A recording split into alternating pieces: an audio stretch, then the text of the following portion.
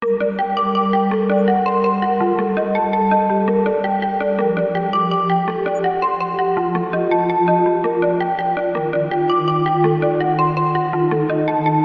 my friends, welcome back. Thank you for joining me for another episode of Behind Them Walls with your girl, Anna B. We're going to jump right into part 4 of Women Serving Life in Oklahoma. Teresa Renee Redd was charged with first-degree murder in the death of her 9-month-old daughter, Lenora. Lenora died October of 1996 while at the Children's Hospital in Oklahoma City. Lenora was first taken to Edmond Regional Hospital by her mother, but transferred after she reported Lenora to be having issues with her breathing. Teresa was accused of suffocating Lenora. She was arrested before the medical examiner even ruled Lenora's death to be a homicide. On top of that, authorities reopened the investigation into the death of Teresa's 6-month-old son, Stephen Redd, who died in 1985.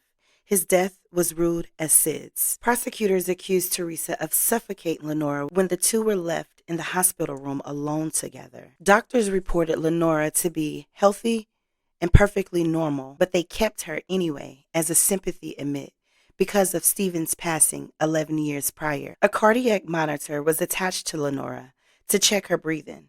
On October 15, 1996, a nurse found baby Lenora laying on her back in the hospital crib on a pillow with her gown pulled underneath her arms. The monitor showed a flat line. The alarm light was on, but there was no sound coming from it as it should have been. Lenora was gray and limp. When the nurse lifted Lenora, she noticed the cardiac leads on Lenora were not in their proper places. Police say a fight then occurred between Teresa and the nurses as they were attempting to revive baby Lenora. Teresa tackled one of the nurses, a detail denied by both she and her defense attorney at the time, after her December 20th arrest. Her attorney argued that if the cardiac leads had been moved at any time, the alarm would have sounded. He said the alarm may not have sounded when Lenora stopped breathing because of a mechanical failure. He called Teresa's arrest an injustice, her arrest leading to her depression and separation from her 4-year-old surviving child. The assistant district attorney at the time said the charge against Teresa would not have been filed if the facts did not fit the elements of first-degree murder.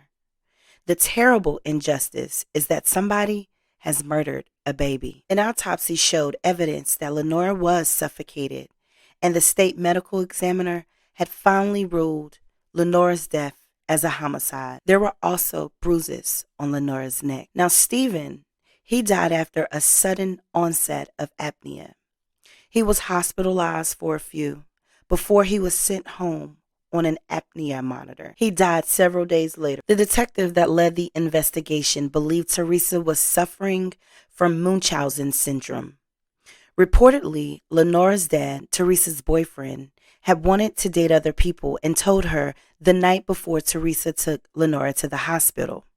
They argued that day, and it is believed that Teresa was either trying to get back at Lenora's father or trying to get him back, and she indeed liked the attention. Teresa's trial was held from November 17th to December 9th, 1997. She was tried by a jury which found her guilty as charged and set her punishment at life imprisonment without the possibility of parole. She was sentenced on December 12th and entered Mable Bassett on January 8th, 1998.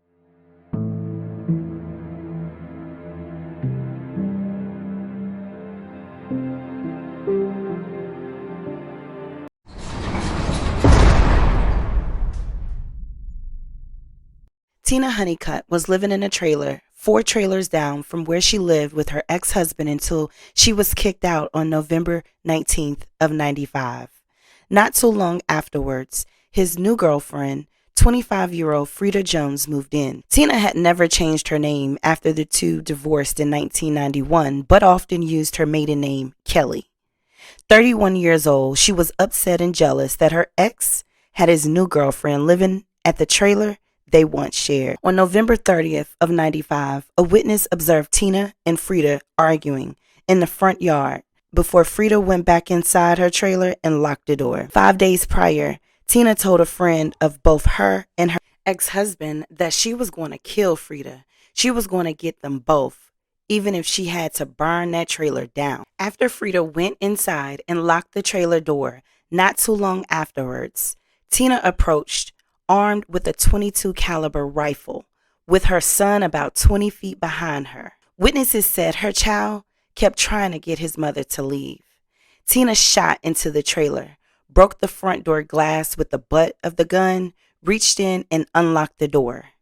Meanwhile, Frida had climbed out the trailer's bedroom window. As she began to run across the yard to get away from Tina, she was shot in the back.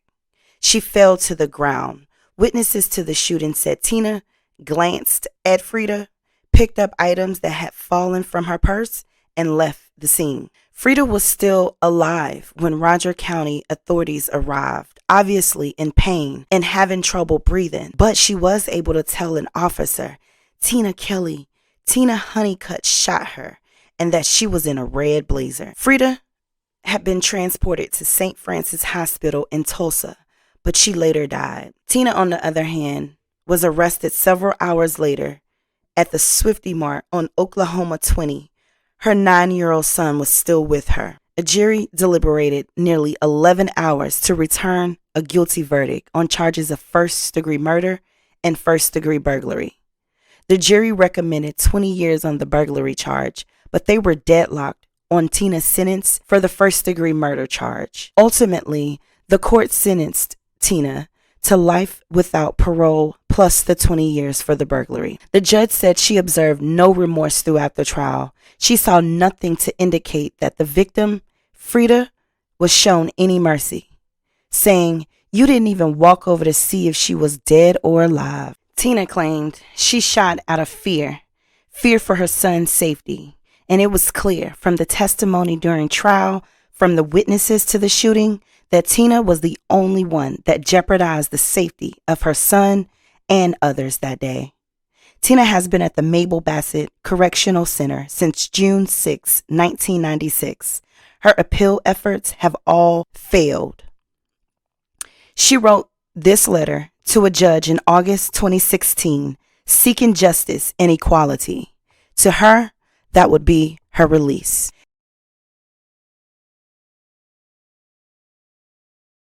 May Frida Jones rest in peace.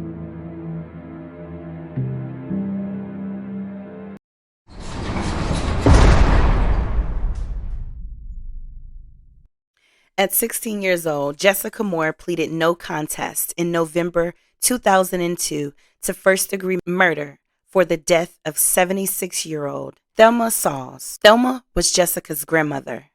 Jessica had stabbed the elderly woman to death in her home on July 17, 2002.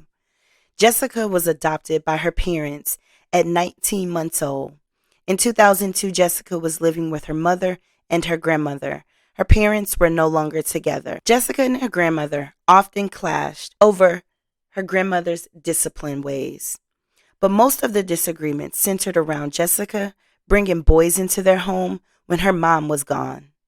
One of Thelma's 5 daughters said Jessica and her mother had fought the night before she was killed, also saying that everybody else thought Jessica was blowing smoke, but she had warned her mother, Thelma. She warned her something bad was going to happen. She could just sense it. Jessica attempted to recruit at least 8 other juveniles as young as 11 to help her kill her grandmother. Several were actually present in the house, but left before the stabbing occurred. 80-pound Thelma was stabbed in a back room at least 3 times. She crawled from that room to the front of her home before she died. A large wooden-handled kitchen knife was found across the street from Thelma's home. A 12-year-old boy faced the same charges. He ultimately entered a plea that's equivalent to a guilty plea in juvenile court. More than likely, he was held at a juvenile detention center until he turned 19 years old. Jessica decided to waive her rights to a preliminary hearing, which gave up any chance for her to be tried as a juvenile or a youthful offender. She was 15 at the time she committed this crime. She will have to serve at least 38 years at Mable Bassett before consideration of release or parole. In 2021, she had a short victory when the district court granted her post-conviction relief. However, the state appealed that ruling, and they won. This was due to the Supreme Court McGritt ruling not being retroactive. The order was vacated. Her conviction and sentence were reinstated later that year. She's been at Mable Bassett since January 7th, 2003.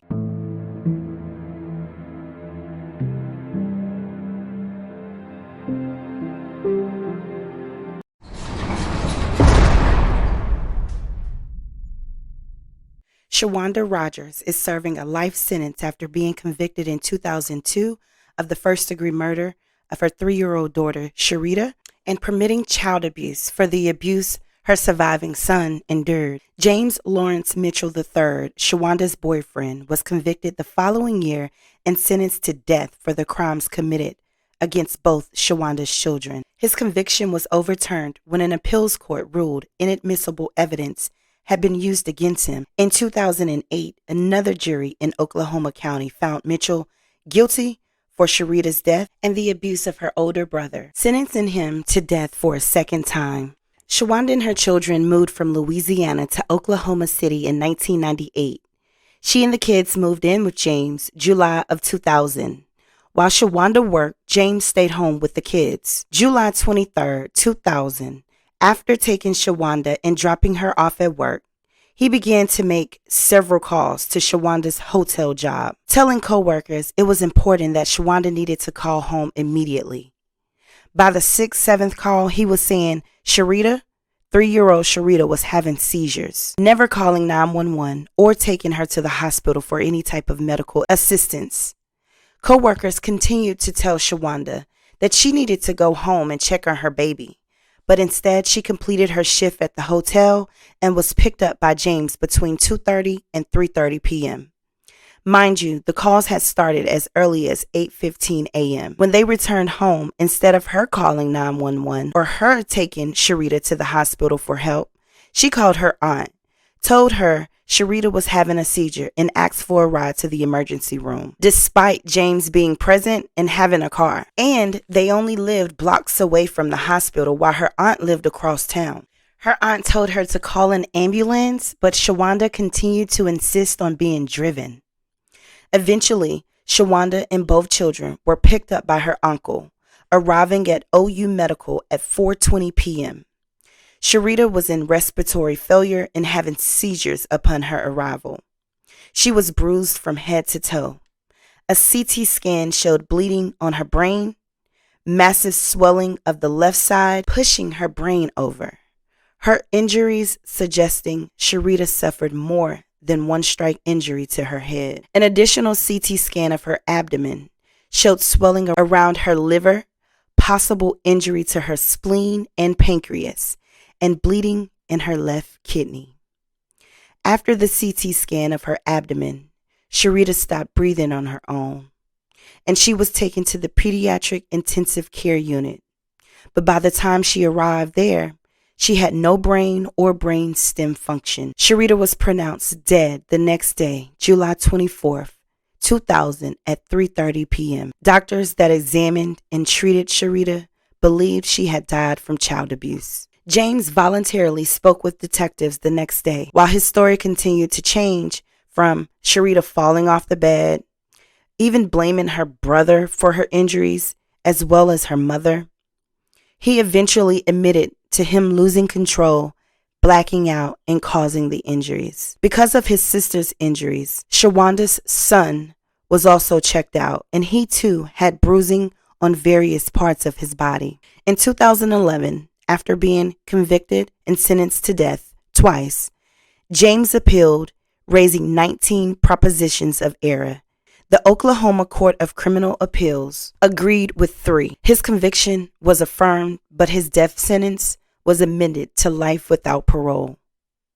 James is at Oklahoma State Reformatory, Granny, while Shawanda has been at Mable Bassett since March 28, 2002.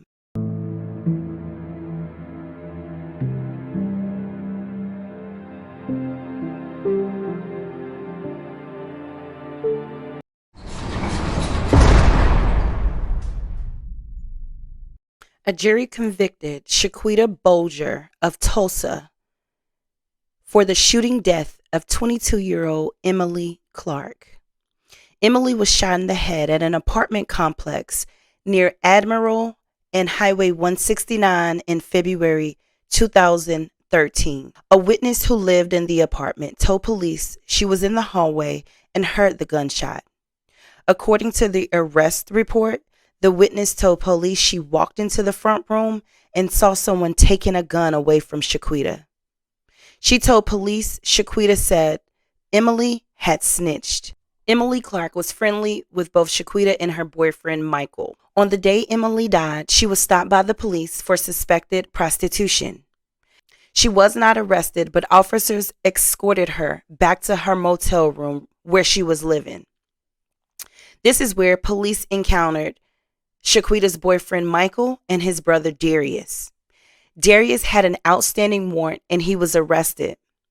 An officer led Darius to believe, as well as Michael, that Emily had snitched on him, disclosing where Darius was and stated that he should go to jail.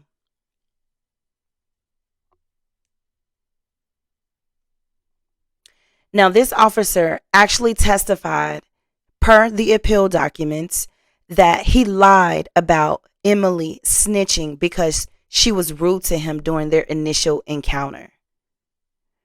So fast forward, later that evening, Shaquita, Michael, and Emily were having dinner at that crowded apartment.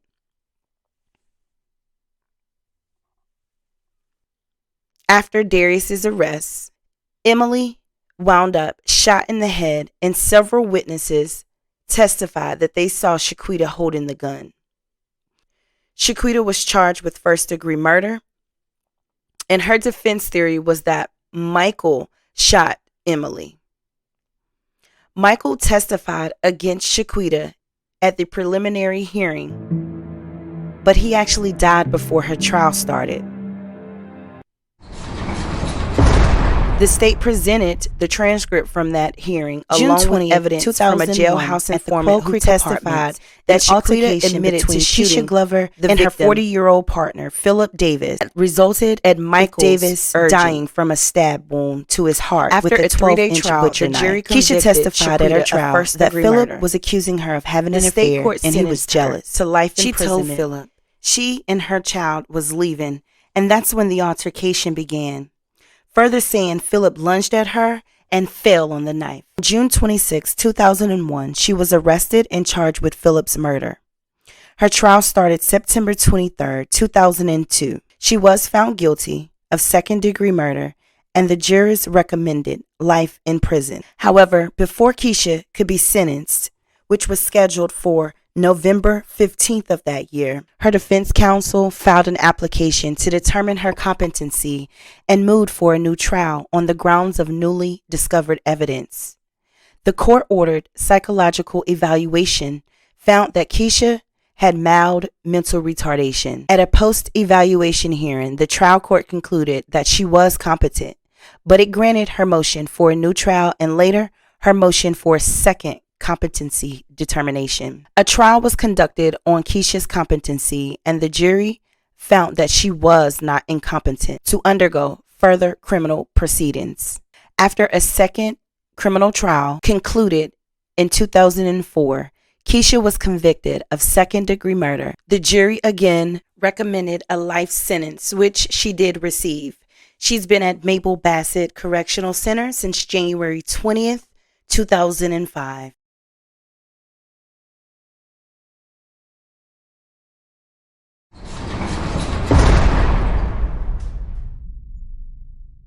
A jury convicted Shaquita Bulger of Tulsa for the shooting death of 22-year-old Emily Clark. Emily was shot in the head at an apartment complex near Admiral and Highway 169 in February 2013. A witness who lived in the apartment told police she was in the hallway and heard the gunshot. According to the arrest report, the witness told police she walked into the front room and saw someone taking a gun away from Shaquita. She told police Shaquita said Emily had snitched. Emily Clark was friendly with both Shaquita and her boyfriend, Michael. On the day Emily died, she was stopped by the police for suspected prostitution. She was not arrested, but officers escorted her back to her motel room where she was living. This is where police encountered Shaquita's boyfriend, Michael, and his brother, Darius. Darius had an outstanding warrant and he was arrested.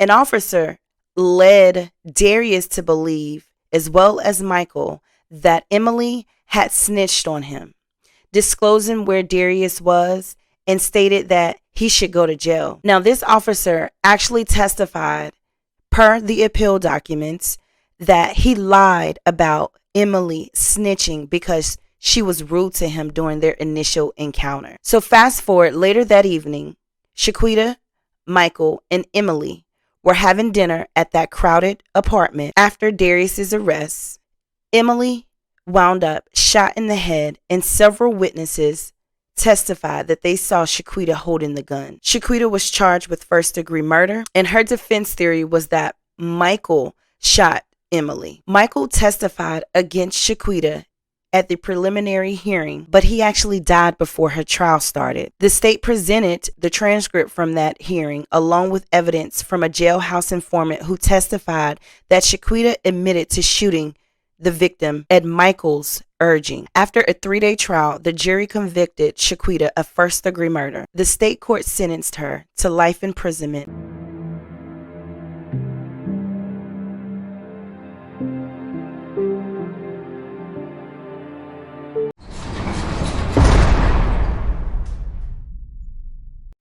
Patricia was married to her husband, Arthur Burney, for 16 years.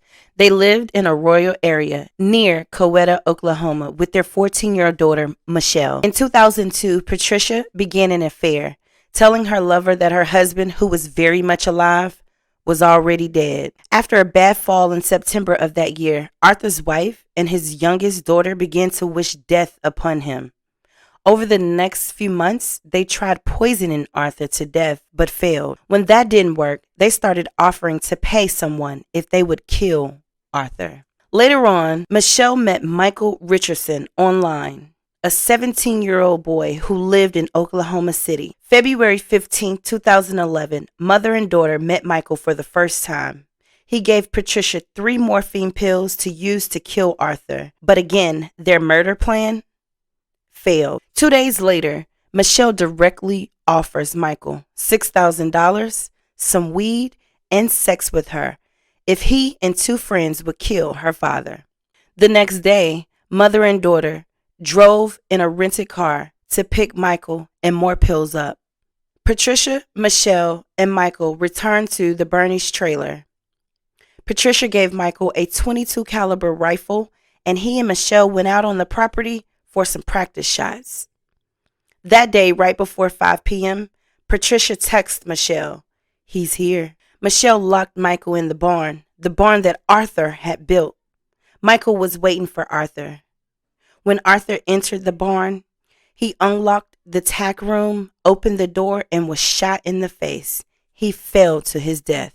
Michael hid the murder weapon under the trailer skirting before meeting Patricia and Michelle at the end of their driveway, telling the wife and daughter that their father and husband was dead. Patricia then drove Michael and Michelle to a mall before she went out and had dinner with her lover.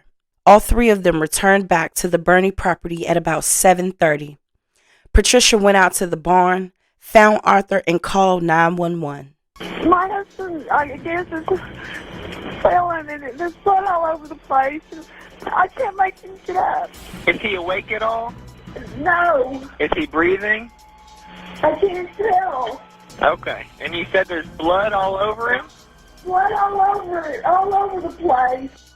The call was made a little after 8 p.m. At 9 p.m., while emergency responders were still with Arthur, Patricia sends her lover a text that says, "I love you." After being told her husband's death had been ruled a homicide, Patricia provided a voluntary statement to police detailing her day, also telling them that Arthur was aware of her affairs and that he was okay with it as long as he didn't know the details. A friend of Michelle's went to law enforcement on February 22nd. That conversation led to a search of the Burney property, and that is when law enforcement officials discovered the .22 caliber rifle Michael stashed. The bullet from Arthur's head was too fragmented for testing to confirm that the rifle was the murder weapon. But by this time, Michael had admitted to using the rifle to shoot Arthur, implicating both Michelle and Patricia. Michael and Michelle's DNA was discovered on the rifle. Michelle also confessed after she was arrested, and both teens testified against Patricia. In return for Michelle's testimony, she was prosecuted as a juvenile, and the state agreed not to seek the death penalty against her murderous mother. Patricia was tried and convicted in 2012. She ultimately was sentenced to life without parole. Michael pled guilty for his role in the murder and was given a 28-year sentence. Michelle was released. She's now married with children of her own and is believed to be living in Arizona. Arthur also had 2 adult daughters who deeply loved their father. I send my deepest condolences to both of them and pray that they're able to remember the happy times they've had with their beloved father. May he rest in peace.